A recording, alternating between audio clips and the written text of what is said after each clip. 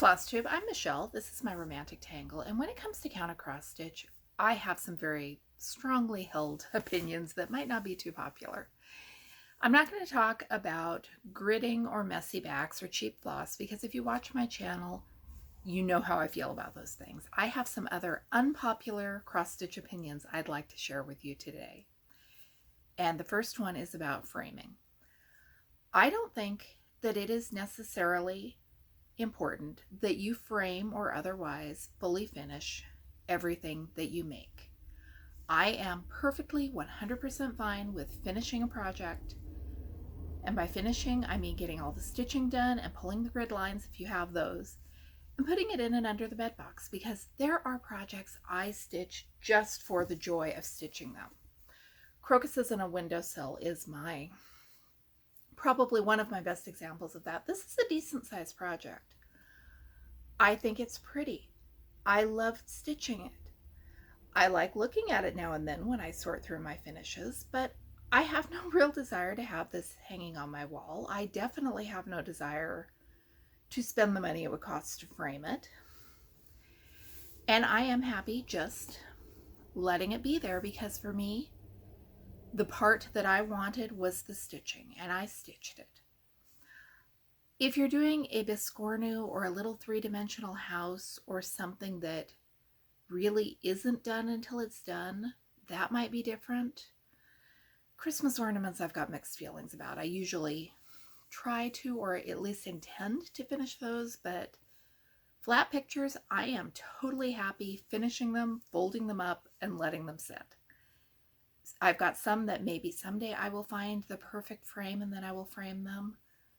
And I've got some that I just haven't gotten around to framing, but I have limited wall space, and I think it's very possible to love something enough to spend 100 and some hours stitching it, but not enough to have it on your wall. Unpopular cross-stitch opinion number 2, linen.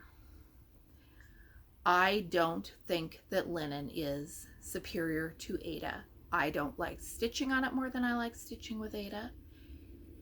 If you have been watching my FlossTube channel, I've been doing this 4 or 5 years now. I've started and finished one project on linen. Prior to that, I did a lot of Christmas ornaments on linen. I did at least half a dozen larger projects on linen, and I came to the conclusion that linen stresses me out. I thought that I was going to use Aida for full coverage and use linen for other things where the background shows, because I had been told over and over and over that linen looks so much nicer, and it's not okay to do that on Aida. And the more estate sales I go to and the more really ambitious projects I see on Aida, I am totally willing to have that show through between my stitches.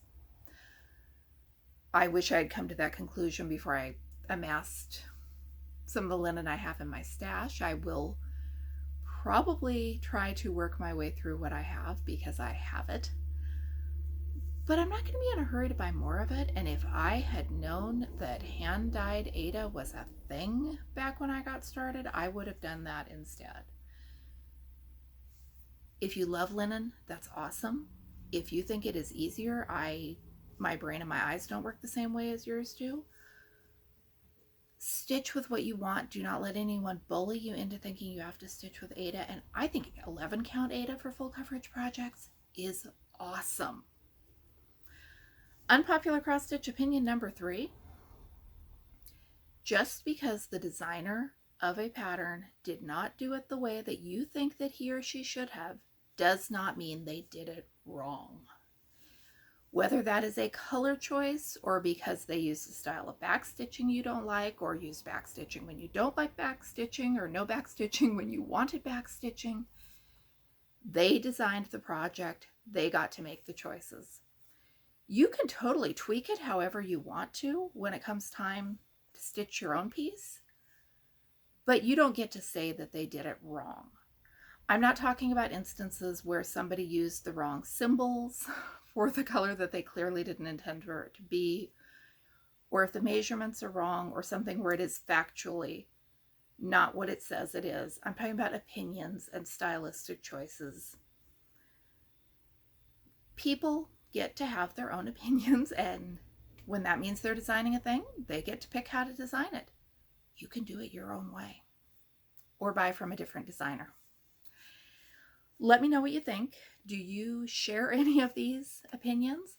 I watched another floss tuber's Unpopular Opinions a couple weeks ago. I can't remember who it was, but I found myself agreeing with most of them, or at the very least thinking they weren't that big a deal.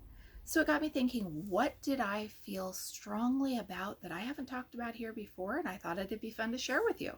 Thanks for watching. I'm Michelle. This is my Romantic Tangle.